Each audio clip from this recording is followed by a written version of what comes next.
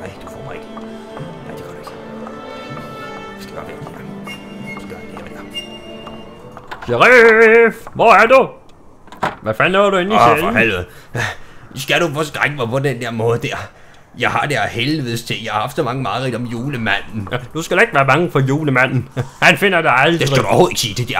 Julemanden, han har sgu da den der liste med, hvem der har været uartige, og den er jeg på. Så kunne du da bare lade være med at være uartig. Jamen, så er jeg på den artige liste for helvede. Nå ja. Hvorfor satte vores julemand i fængsel?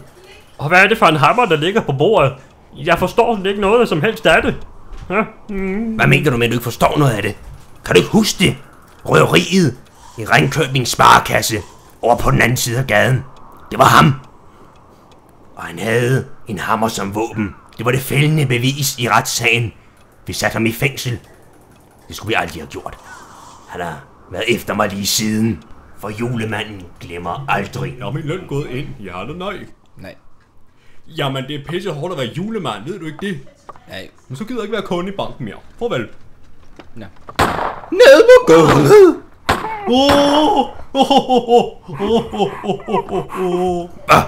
Hvad var det? Det lød fuldstændig som en flaske champagne, der blev åbnet. Banken bliver røvet. Hvad helvede? Hold op. Tag ham, Nej, det var ikke mig.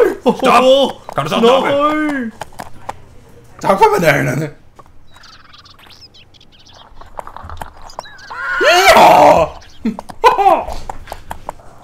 Så er løbet sgu kørt. Jamen, Ja.